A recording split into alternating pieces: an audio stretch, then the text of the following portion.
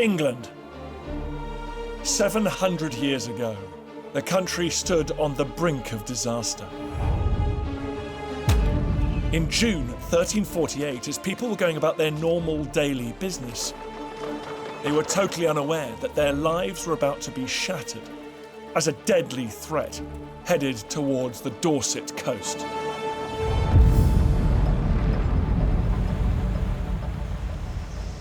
According to a contemporary account, it was just before midsummer, which was traditionally a time to take a bit of a break, have some fun before a long, hard run into harvest. But this year, there'd be no merrymaking, because out here at sea there were ships approaching. Ships from Gascony in France, and on board, we're told by the chroniclers, the sailors were sickening with a new kind of disease known as pestilence.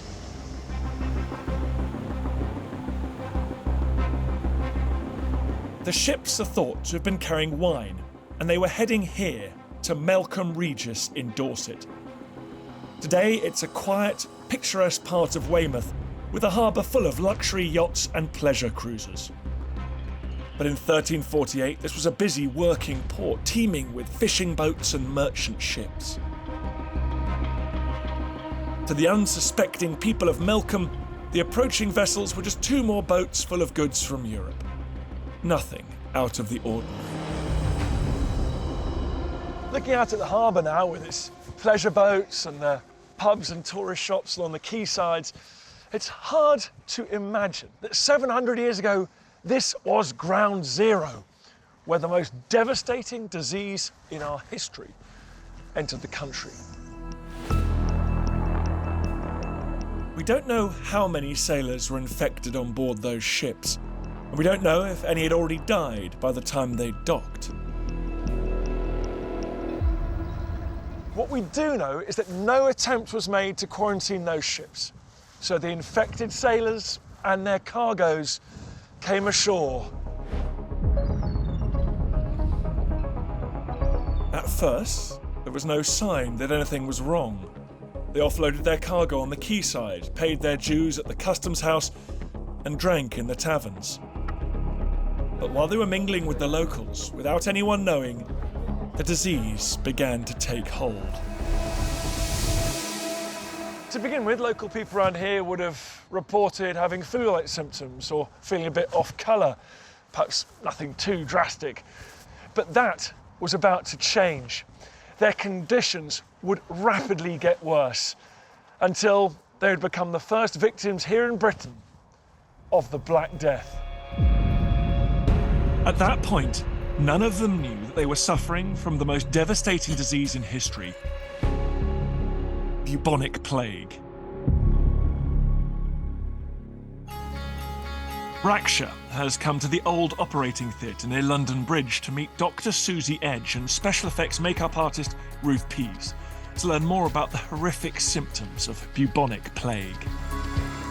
We've got George here, who's our Black Death volunteer, and Ruth's going to be applying all the different symptoms that he goes through. But at the moment, he's just looking a bit rough, isn't he? For a couple of days, he's going to be feeling flu-like symptoms. So maybe a little bit nauseated, maybe a sore tummy, maybe even being sick, maybe some diarrhea. And the lymph nodes will start to grow, and that's where we see the classic buboes. Once these appear in the neck or the groin or the armpits, that's when we know that he's suffering from bubonic plague. For those first victims in Melcombe, the appearance of large swollen lumps, known as buboes, would have been a terrifying sight like nothing they'd seen before. And that's where the word bubonic comes from, is from these buboes. I mean, but what are they? The lymph nodes, where they are in the neck or throughout the body, are collections of immune cells, and that's where the bacteria are taken to try and break them up. So these are collections of pus, and it's going to become really painful. Have a feel, it's going to be really tight, and you might that is pretty gross. What day are we on? Day 4 or 5? Day 4 or 5, yes, yeah.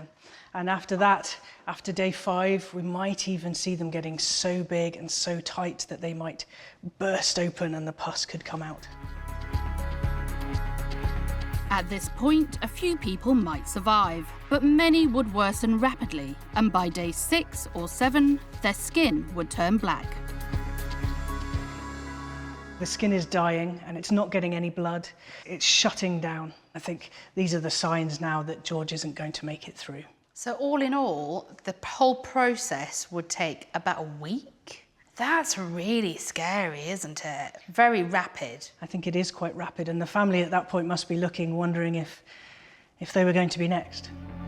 In Melcombe, on the 23rd of June 1348, just days after the ships from Gascony had docked, the first person died of this hideous new disease. Over the next 2 weeks, more and more of the town's residents would fall ill and die. They had no idea why the disease had come here and how it was being spread. But today, we think one reason might lie in the cargo of wine the ships were carrying. Now, wine in those days was transported in big earthenware jugs, surrounded in straw to stop them breaking on the journey.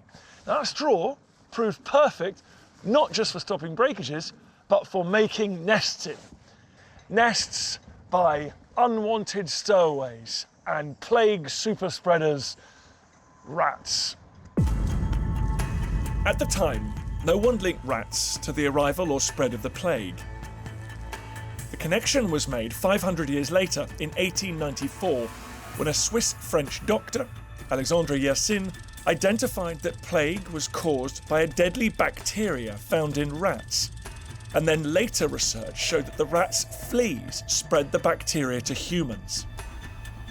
To find out more about the role rats played in bringing the plague to Britain and then spreading it, I'm meeting Dr. David Orton at Wildwood Animal Sanctuary, home to lots and lots of rats.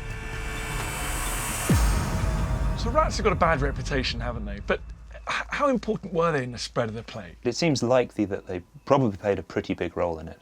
So the black rat, the species that we're in with here, isn't actually from Europe originally. It's a species which we think came from South Asia, and it seems to have reached the Mediterranean by the Roman period. And then when the Romans expanded through Europe, they brought it with them.